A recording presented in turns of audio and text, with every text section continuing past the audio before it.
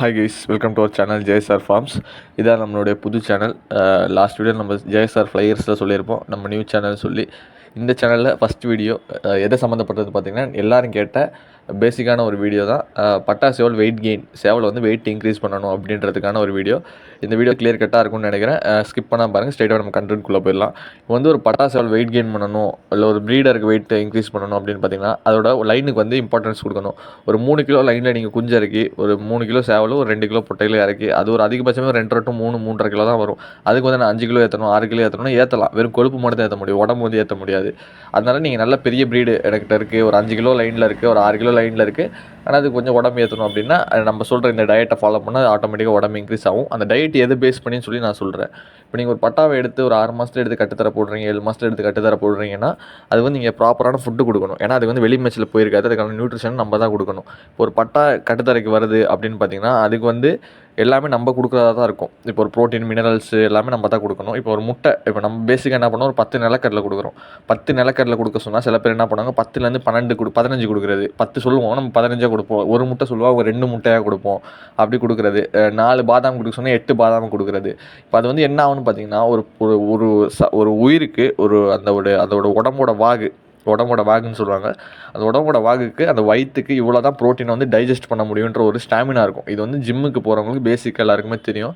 இவ்வளோ தான் ப்ரோட்டீன் வந்து இன்டேக் பண்ணணும் பாடி. இந்த அளவுக்கு ப்ரோட்டீனை இன்டேக் பண்ணால் தான் அது வந்து நம்மளோட ஸ்டொமக்னால டைஜஸ்ட் பண்ண முடியுன்ற ஒரு பேசிக் இருக்குது. அது வந்து நம்ம ஒர்க் அவுட் பண்ணால் அது வந்து நம்ம மசிலில் போய்ட்டு அட்டாச் ஆகி நம்ம மசில் வந்து க்ரோத் பண்ணும். ஓகேவா? நம்ம என்ன பண்ணணும், இப்போ ஒரு கோழி கட்டுத்தரையிலே இருக்குன்னா நம்ம வாரத்துக்கு ஒரு வாட்டி சண்டை வைப்போம், இல்லை வாரத்துக்கு ஒரு வாட்டி தான் அதை வந்து ரெடி பண்ணுவோம், நீச்சலில் போடுவோம், அந்த மாதிரி பண்ணுவோம். அப்போ தான் அதுக்கு வந்து உடம்பு கொஞ்சமாச்சும் ஸ்ட்ரெஸ் ஆகும். நம்ம அதில் வாரத்தில் ஒரு வாட்டி தான் ஸ்ட்ரெஸ் ஆகும். நம்ம என்ன பண்ணுவோம், அதுக்கு பதிலாக வாரம் ஃபுல்லாக இந்த மாதிரி ஃபுட்டு லோடு பண்ணிட்டு சேவல் வந்து திடீர்னு பார்த்திங்கன்னா ஃபுட்டு வந்து டைஜஸ்ட் ஆகாது. அதை பார்க்க மாட்டோம். அதுக்கு மேலே மறுபடியும் வச்சு லோடு பண்ணுவோம், டைஜஸ்ட் ஆகாமல் இருக்கும். ஏன்னா அதுக்கு வந்து ஹை ப்ரோட்டீன் இன்டேக் ஆகிறதுனால அது வந்து டைஜஷன் ப்ராசஸ் வந்து கொஞ்சம் டிலே ஆகும்.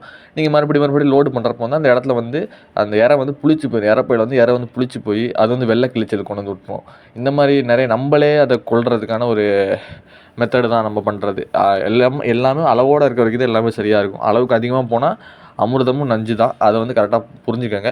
ஒரு சேவலுக்கு காலையில் ஒரு 10 நிலக்கடலை எதுக்குன்னு பார்த்தீங்கன்னா, நிலக்கடலை 10 கொடுக்குறப்ப அதில் வந்து கரெக்டான ப்ரோட்டீன் அதோட உடம்புக்கு ஏற்றது கிடைக்கும். 10 நிலக்கடலை ஒரு 6 மணி 7 மணி அந்த ரேஞ்சில் ஒரு 10 நிலக்கடலை, ஒரு 10 மணி 11 மணி அந்த ரேஞ்சில் பார்த்தீங்கன்னா ஒரு முட்டை, வாரத்துக்கு ஒரு நாள் வந்து ஒரு முட்டை. என் சேவல் வந்து ரொம்ப வீக்காக இருக்குன்னு பார்த்தீங்கன்னா மஞ்சக்கருவோடு சேர்த்து கொடுக்கலாம். மஞ்சக்கருவில் வந்து ஃபேட் இருக்குது, வெள்ளைக்கருவில் வந்து ப்ரோட்டீன் இருக்குது, அதனால் சேர்த்து கொடுக்கலாம். அப்படி இல்லை என் சேவல் வந்து நல்லா ஸ்டெடியாகவே இருக்குது, நல்லா உடம்போட இருக்குது அப்படின்னா வெறும் வெள்ளைக்கரு மட்டும் கொடுத்தாலே போதும்.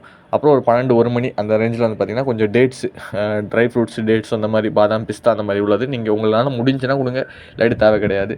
அப்புறம் கம்பை வந்து முளை கட்டி வச்சு கொடுங்க. கம்பு முளை கட்டி வைக்கிறப்ப அதில் வந்து ப்ரோட்டீன் கொஞ்சம் இன்க்ரீஸ் ஆகும், அதனால் ப்ரோட்டீன் அந்த மாதிரி கொடுக்கலாம். அப்படி நார்மலாக வைக்கிற மாதிரி கம்பு, ராகி, நான் வந்து கம்பு ராகின்னு தான் கலந்து வைப்பேன், மக்காசோளம் கலந்து வைக்க மாட்டேன். இன்கேஸ் உங்களுக்கு அந்த மக்காசோளம் கலந்து வைக்கிறதுல ஒரு நல்ல ஒரு ரிசல்ட் இருக்கும், நீங்கள் மக்காசோளம் கலந்து வைக்கலாம்.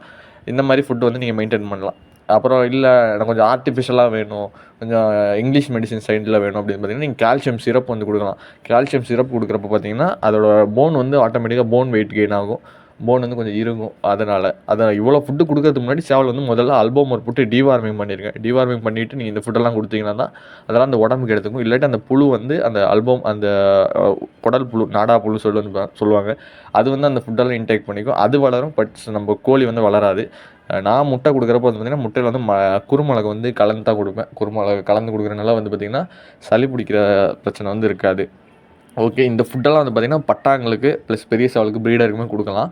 இந்த மாதிரி ஃபுட்டு கொடுக்குறப்ப நல்லா வெயிட்டு கெயின் ஆகும். சேவல் வந்து என்னோடய நோயில் அடிபட்டிருக்கு, இப்போ வெள்ளை கழிச்சல் இருக்குது, சளியில் இருக்குது, அப்போ இந்த ஃபுட்டெல்லாம் கொடுத்து சேவல் வந்து ரொம்ப சித்திரவதைப்படுத்துறாதீங்க. ஆல்ரெடி அது வந்து சளியில் வந்து ப்ராப்பராக மூச்சு கூட எடுக்க முடியாமல் இருக்கும், அப்போ ஃபுட்டை போட்டு திணிக்கிறது, வெள்ளை கழிச்சல் வந்து டைஜஷன் ஆகாமல் இருக்கும், அப்போ போட்டு இந்த மாதிரி ஃபுட்டெல்லாம் கொடுக்குறது. அந்த பிரச்சனைலாம் க்யூர் பண்ணிவிட்டு அது வந்து 100% சரியாச்சு அப்படின்னு மட்டும் இந்த மாதிரி ஃபுட்ஸ் கொடுங்க. ஓகே, இந்த வீடியோவில் இந்த மாதிரி வீடியோஸ், இந்த சேனலில் இந்த மாதிரி வீடியோஸ் வரும். இன்கேஸ் உங்களுக்கு வேறு ஏதாச்சும் டவுட் இருந்துச்சுன்னா கமெண்ட் பண்ணுங்கள், நம்ம அடுத்த வீடியோ ரெடி பண்ணலாம். அடுத்து வரும் சேவலுக்கான அடுத்த ட்ரைனிங் வீடியோ எல்லாம் இந்த சேனலில் ரெகுலராக வரும். Okay guys, thank you. அடுத்த வீடியோ சந்திப்போம். பாய்.